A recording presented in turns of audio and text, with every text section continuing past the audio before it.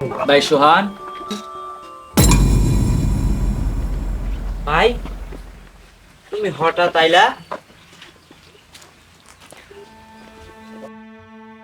হঠাৎ করে আসলাম, কোম্পানি থেকে ছুটি নিয়ে আসছি। ভাবলাম কয়দিন ভাইদের সাথে কাটায় যায়। না তো ভাই, তুমি আমাদেরকে না জানায় হঠাৎ করে বাড়িতে আইসা পড়ছো, এটা তো হইব না। আর তুমি জানো না আমাদের কত টাকা ঋণ আছে? এটা কি করলি তুই? প্রতি মাসে 60-70 হাজার করে টাকা পাঠায়, ঋণ তো থাকার কথা না। ঋণ রাখছস কিসের লেগে? ঋণ থাকবো না? আমাদের বিল্ডিং এর কাজই তো শেষ করা হয় নাই, কতগুলা কাজ আছে, ঋণ শোধ করবো কেমনে? কি ব্যাপার ভাই, হঠাৎ করে তুমি বাড়িতে? তুমি আমাদের জানাই আসছো না? না রে ভাই, আমি ভাবলাম তোদেরকে একটু সারপ্রাইজ দিই। তা বুঝলাম। তা তুমি কতদিন নাকি আসছো? এই তো 15-20 দিনের জন্য আসছি। আর ছোট কই? ছোটকে তো দেখতেছি না। ছোট হয়তো ঘুরতে গেছে, আর তুমি তো জানোই ছোট লেখাপড়ার অনেক টাকা লাগে। আচ্ছা বাদ দাও, যাও ঘরে যাও। না, বুঝলাম না, বিদেশ থেকে আসে কি ভাইদের কি বিরক্ত করে ফেলাইলাম? আমার লাগেজটা পর্যন্ত নিল না।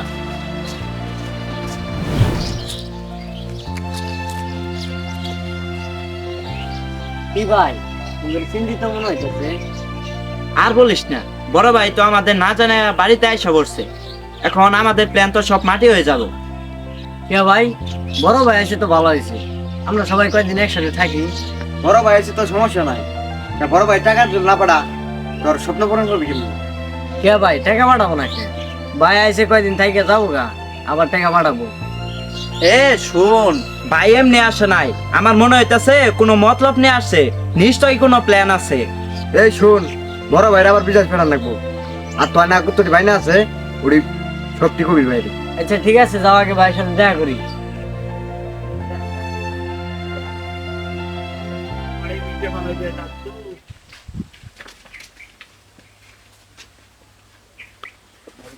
কিরে ছোট, আর পরে তো তোর দেখলাম না, কই গেছিলি?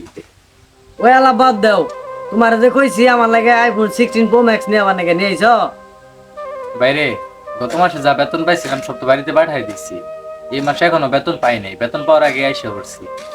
আমি যাই হারে তোলে আইফোন 16 প্রো ম্যাক্স কিনে এনে দিল। তুমি এটা কোনো কথা কইলে? আমি আমার বন্ধু বান্ধব সবটাই কইছি আমার ভাই বিদেশ থেকে 16 প্রো ম্যাক্স নিয়ে যাবো। হ্যাঁ, এই জন্য আমার ফোন বেচা চালাইছে, আর আমি চলবো কেমনে? তুই যেহেতু ফোন বেশি ফেলাইছস, তোর ফোন ছাড়া থাকতে সমস্যাই হইতাছে। নে তুই আমার ফোনটা চালা, আমি একটা সেকেন্ড হ্যান্ড ফোন কিনে নিলাম। যাও, সামনে মাসে আমার আইফোন 16 চাই, আর তুমি তাড়াতাড়ি বিদার দাও।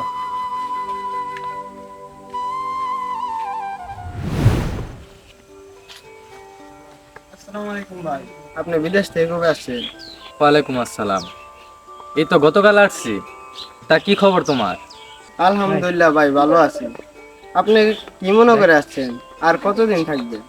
রুবেল, বিদেশ বাড়ি তো অনেক থাকলাম, আর এবার আসছি, বয়সও হয়েছে, ভাবলাম বিয়েটা করে যাবো এবার। ও আচ্ছা, বিয়ে করবেন, এটা তো সুখবর।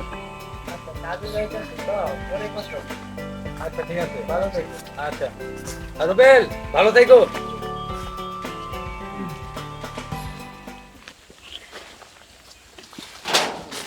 সোহান, শাকিল, বিনাশ, হয়ে গেলি?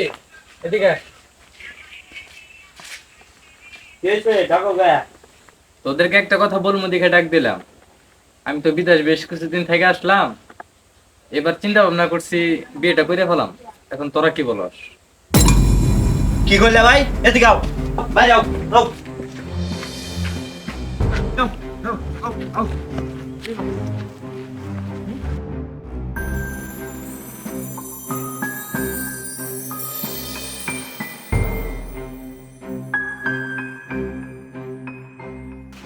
দেখো তো, এই বাড়ির কাজ কমপ্লিট হয়েছে, আর তুমি যে বিয়ে করতে চাইতেছো। আমি তো তোদেরকে টাকা কম পাঠাই নাই। আমি যেই টাকা পাঠাইছি এরকম 2টা বাড়ি কমপ্লিট হওয়ার কথা ছিল। এত টাকা দিয়ে করছস কি? এই বাড়ির কাজ কমপ্লিট করার সাহস নাই।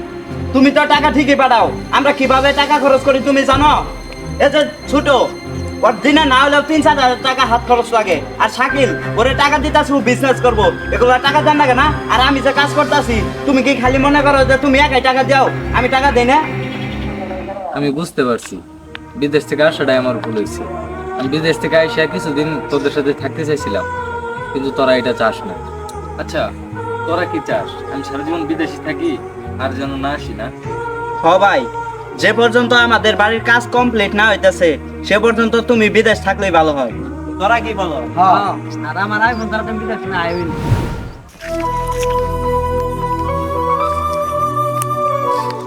আসসালামু আলাইকুম ভাই, কই যাইতেছেন? রুবেল, চাইছিলাম এবার আইসা বেশ কিছুদিন থাকবো, কিন্তু থাকার হইল না। আমার বাইরে চায় না যে আমি দেশে থাকি। সত্যি ভাই, এই দুনিয়ার মানুষগুলো জানি কেমন হয়ে গেছে। যারা বিদেশ থাকে তাদেরকে শুধু টাকার মেশিন ভালো থাকে। সত্যি আমরা প্রবাসীরা সব টাকার মেশিন, টাকা ছাড়া আমাদের কোনো মূল্যই নেই।